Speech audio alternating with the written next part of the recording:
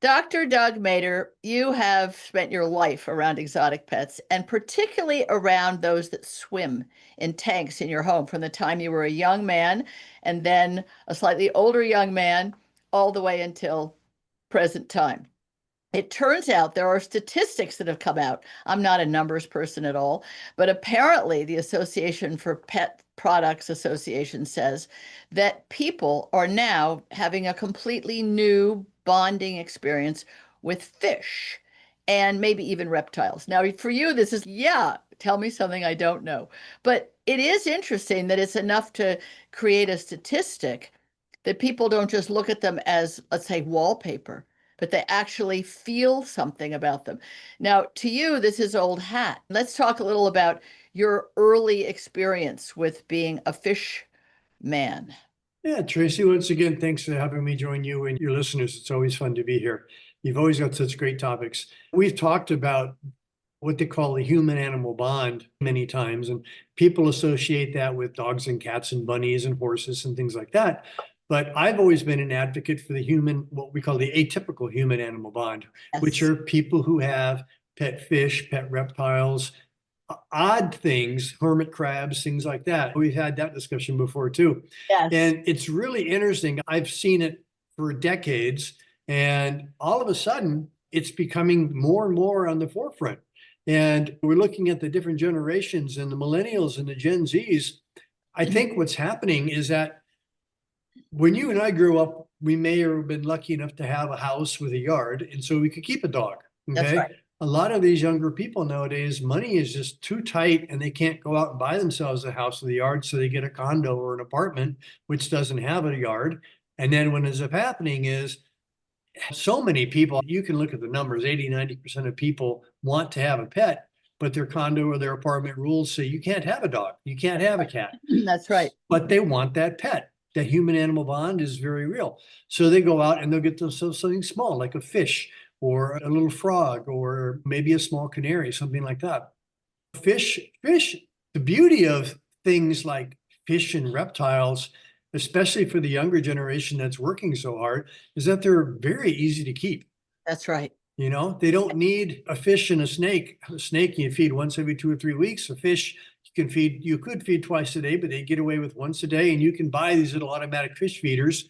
And so Really? if you need to take some time off or if you're working late, you just set the fish feeder to feed them. What So does I it do? think, It sprinkles something on the surface? yeah, yeah. Cool. There's just broadcast flakes across the top of the tank.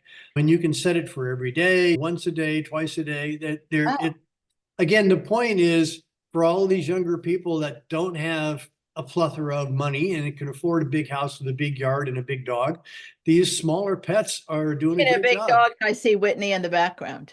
Yes, he's my I would, quiet his medium dog. very, very quiet medium whippet, a Mhm. divine dog, very beautiful, But very he does take a lot of attention though. yes, and in fact, I mean, it's a little side discourse that the Dog Film Festival that premiered in New York City at the end of October, and then it's going to travel the country next year. One of the movies in it is called Hustle and Run. It's a documentary about this ragtag bunch of people, just working people in England who wanted to compete in flyball.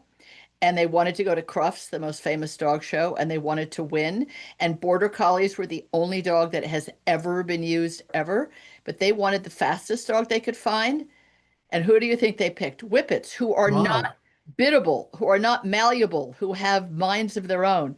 And they figured it out. And Hustle was the name of the girl, the Whippet bitch, who was their lead dog. And I thought, oh, just Doug's Whitney. Okay, that's a Mhm. sidebar. But it's people understand that connection with a dog. And I wonder whether the generations you're talking about, this, we all think the American dream, the house, the picket fence, that's long gone. Maybe they don't want a house and a yard, Doug. Maybe they don't want to deal with a lawnmower and the gas company. Maybe they want to live in an apartment. Maybe it's their choice. Maybe they'd like to go out every night with their buddies and socialize. So having amphibians and fish makes the most sense to them and reptiles. Yeah, I think it really does. Because most of the fish, most of the reptiles are fairly inexpensive. You go to a pet store and buy a dog, you're looking at hundreds and hundreds of dollars. You can go to the pet store and buy a baby lizard for 15, $20. and then once you get them set up, it's very inexpensive, very easy, very non-taxing on your time. But Hmm. when you come home from the end of a really crappy day in school or a really tough day at work, or you have a fight with your significant other, that lizard is more than happy to hear you out. And they never complain and they never judge. Same thing with the fish. One of my associate doctors kept a betta fish on her in one of those small bowls on her Yes. desk at work. And I would be walking by her office and I hear her talking. And I'd look in the office and there's nobody else in there. And I realized she was talking to her fish. No Oh, kidding. yeah. And they respond. So it's interesting too, because if you look at some of the statistics and some of the trends, people that used to just own one fish are now buying two fish or more. So more people own more than one fish than they own just a single fish, because the betta fish were really popular for a while. You can only have one in a tank. They say, Interrupt, you can have there's a word for it, a bevy is the wrong word, of female betas. You can have a whole family of female yeah, betas, right? females get along fine. You just That was can't put them something, with the males. yeah, that ZoomEd had told me what, and I was like, can't one of you guys come on and talk about it? You could have a whole cluster. There's a word for it with betas of girls, but boys have to live alone. Yes, I know. Unfortunately, it's tough. Sorry for you guys. Yeah. They say that 10 million households in the US have pet fish. And I think that's followed closely by 6 million people in the US have pet reptiles. Really? Yeah. So a lot of people, Numbers. that's a lot of people. It's a big industry for the pet world, but it's a lot of pet owners. And what's really interesting, I think, is that these younger generations are really bonding with their exotic pets that they're keeping. Now, I remember when I was a kid, I had one of these little things called a penny turtle. You may remember those from years Yes. gone by. And of course, when I grew up and went to college and I hear the story over and over again, I left the turtle with my mom because you don't take your turtle to college because you got other things Nowadays important. they do. You know that. I'm seriously. That's what I'm changing is that, yes, the new Oh, statistics now, these younger generations aren't leaving these pets at home anymore. They're taking them with them. And especially the fish don't live a long time and they're a little bit harder to travel with.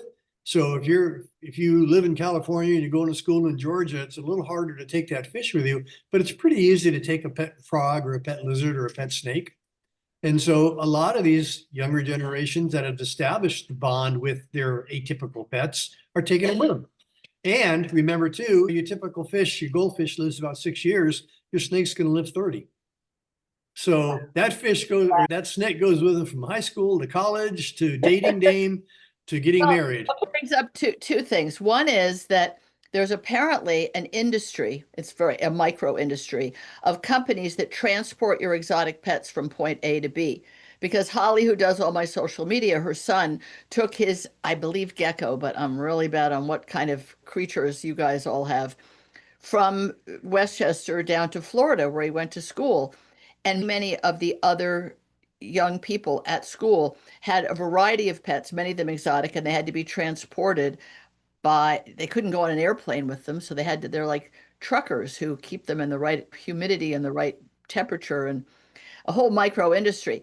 As far as having these pets throughout your life, there's a wonderful sponsor of our show called Scratches.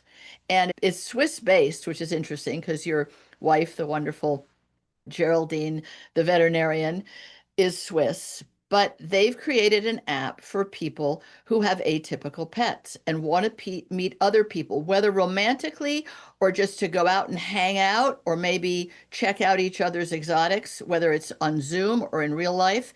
And it's a great way for people to connect with each other who otherwise wouldn't find each other. Where is the message board, right? Where you say, I've got to fill in the blank and you don't want people to go, ew, why? What's that? Instead of, wow, me too.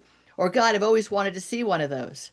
So it's really wonderful that the timing is perfect for them to have created this app. And it's perfect time for people to come out of the shadows and own their joy in the terrariums they have and the aquariums they have in their house. Yeah, it sure does. And that app actually fits in really well with some of the trends and the changes that we're seeing. A lot of these younger people, I'm impressed at their concept and understanding of responsible pet ownership. A Hmm. lot of these younger people that are quote unquote adopting or taking on these long-term pets like the reptiles Yes. Okay. They're actually making plans for what happens when I'm gone. Because you and I've actually talked about this before. Like I've got a tortoise that I got three tortoises that will long outlive me. The other thing that I think is really interesting is a lot of these younger people, they're working on a shoestring when it comes to their budget, That's right. hand to pocket to mouth a thing. Yep. And many of them, when they've been polled, over 60% of them will frequently buy gifts for their pets, being fish or reptiles. And fish, usually it means some ornament or something for the aquarium, or maybe some special type of bloodworm or brine shrimp, something like that. And then for their reptiles, usually it's cage furniture, like a particular type of rock, or maybe a little cave, something like that. But they get the same enjoyment buying gifts for their pet fish and their pet reptiles that, let's say, you and I do for our dogs or our cats. It's really nice. It's great. It's something that we're grateful that we have this show and we can talk to all the like-minded people and those who are just curious and sniffing around the edges, if you will. Now's the time to step up and go for it. Dr. Doug and I are going to do a separate show on when you're ready to start to put fish into your life, how to set up that tank. That's going to be a really important one because it isn't just go throw a lot of money at a lot of objects, put them together and pour some water in. It's a little more thoughtful than that. Doug, thank you for your joy and Thanks, Tracie. wisdom in all these animals and in the people who are as atypical as their pets, and we love them for that. Thank you so much. Thank you.